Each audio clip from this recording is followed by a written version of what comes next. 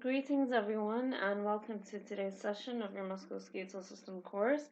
We're going to be covering the anatomy of the hand today, and this lecture is going to be divided into 4 separate videos, so it's all under the same topic. But as always, I've divided it into shorter videos for you so that it's easier for you to follow along. Okay, so let's just start off with an overview of what this lecture will include. And just a heads up, I've been sick for the past few days, so my apologies if I sound like I swallowed a frog. So for this session, we're going to be covering the functional importance of the hand. Um, so at this point, you should have completed all the anatomy of the upper limb, and then we kind of just wrap it up with the anatomy of the hand. So we're going to learn about why the hand is so important in terms of how the upper limb works. We're going to cover the gross anatomy of the hand, and we're going to look at the grip mechanism. I'll explain that in more detail later. And just so that we know, the gross anatomy of the hand includes its structure, so that's the bones, the muscles, and how these things are arranged together. We're going to look at the blood vessels as well, and we're going to look at the sensory innervation. So those are all the things that are going to be covered in these 4 videos. Okay, so let's look at the functional importance of the hand first. Okay, now generally the hand is considered the functional unit of the upper limb. This basically means that the capacity of the upper limb to work is dependent on the hand being intact. So usually when we're doing this lecture in an actual classroom setting, I do this little activity at the beginning to kind of explain this part, but I mean, obviously we can't do that now. But if you're, sorry, if you're writing something down right now, or taking notes, or holding a pen by any chance, okay, you'll notice that in order to write, your entire upper limb needs to be held in a specific position. Usually you're going to find that the shoulder is slightly abducted, the elbow is flexed, the wrist is extended, and then your fingers are holding the pen in a certain way. And if you try to write or do any activity with your hand, um, and you have your upper limb in any position other than the ones that I just mentioned, you're going to find that it's very difficult. So the idea is that even though the majority of what the upper limb does is dependent on the hand, okay, so you need your fingers to hold things or push things with your hand or to pull things, or just basically you do everything with your hand. But the function of the hand is also dependent on the rest of the upper limb. So if you notice where someone has a dislocated shoulder, they usually put that in a sling, and then he can't use that arm until it gets better. So everything in the upper limb needs to be working, but if you lose the functional capacity of your hand for whatever reason, then it basically means that your upper limb is not working at all. So, with the gross anatomy of the hand, like I said, we're going to go through a couple of things with this one. Okay, the hand is structurally arranged to be flexible and have a wide range of motion, meaning that you can change the position of your hand from having all your fingers completely outstretched or completely flexed in a way that you can make a fist. So it's a very wide range of motion. And in order for it to be able to do this, it is made of numerous small bones. There are 27 bones in the hand. These bones are united by 19 joints, and there are 34 muscles responsible for the movement. This is if we consider the muscles of the hand and the forearm together.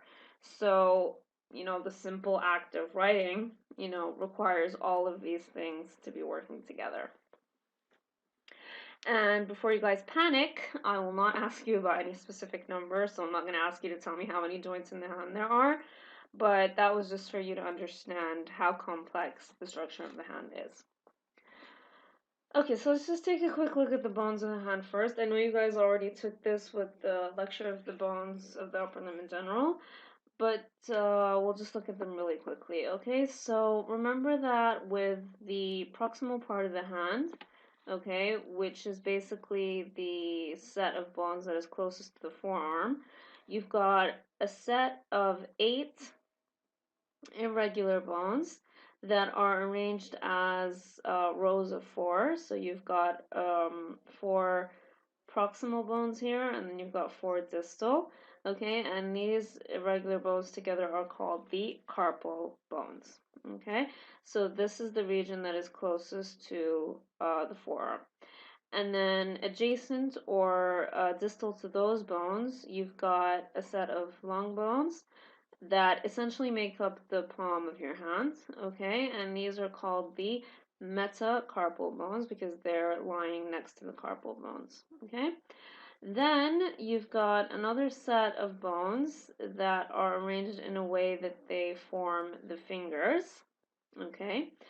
And for the four medial fingers, okay, you've got three of these bones which are called phalanges, and these are arranged as a proximal phalanx, a middle or intermediate phalanx, and a distal phalanx. Okay, that's a small one at the tip of the finger. Okay, the only one that has two phalanges is the thumb.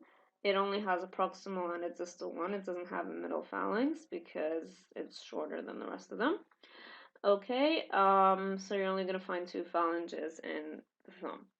Okay, so that's the skeleton of the hand. Remember, you've got the carpals, the metacarpals, and the phalanges making up the different fingers.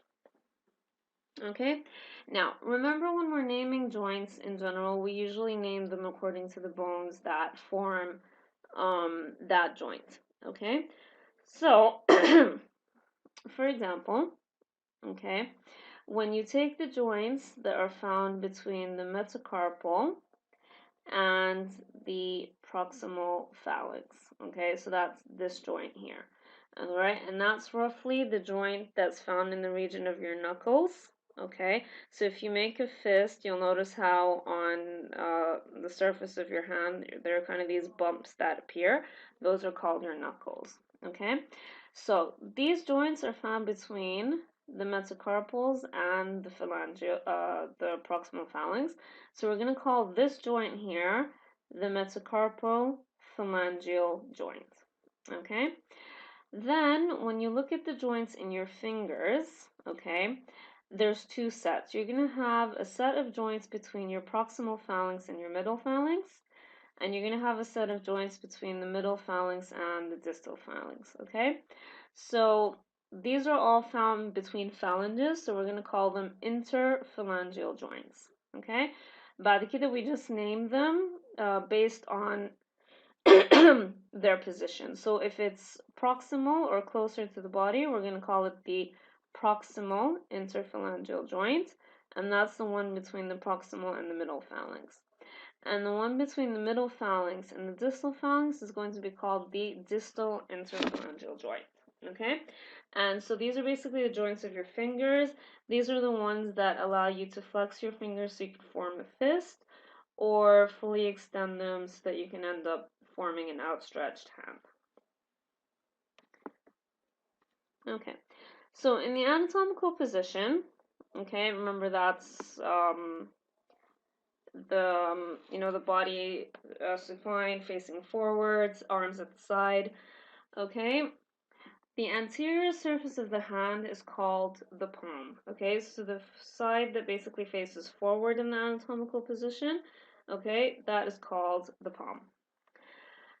The palm is characterized by thick skin, okay, and if you guys look at your hands right now, okay, you're going to notice that one side has really thick skin, the other one has really thin skin.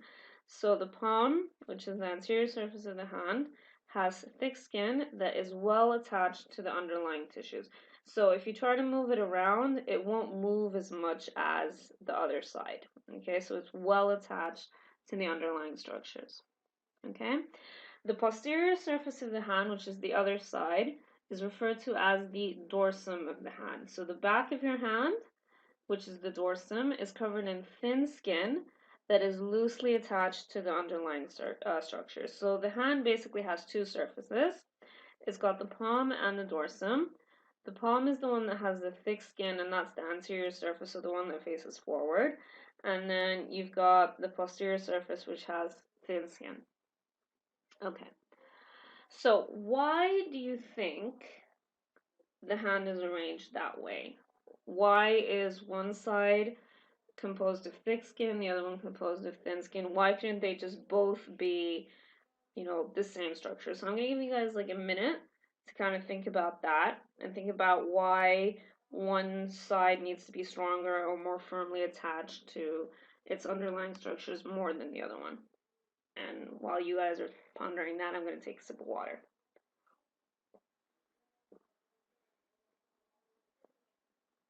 All right. Hopefully you guys have thought about it, and I'm going to try and not make this too long for you. So the reason for that is that it enhances the functional capacity of the hand by providing a stable surface on which objects can be held without falling or slipping away. So if you guys think about it, all right, you obviously know that you hold things with your palm, okay? You don't hold them with your posterior surface, okay? You hold them in your palm. And think about when, any occasion when, for example, your hand was wet, you just washed it, or if you were playing sports and your hand was really sweaty or whatever, okay? If you try to hold something, it usually becomes really difficult. It kind of slips away really easily, okay? So the idea is that the thick skin on the side of the palm, okay, and its firm attachment to its underlying structures provides strength on that side, okay? And then that means that that side is going to be stable so that whenever you try to hold something, okay, you have a strong grip and a stable surface so that whenever you hold something, it stays in your hand and it doesn't fall or slip away. Okay, so that wraps up the first part of this lecture, and we're going to move on to the second part in the next video.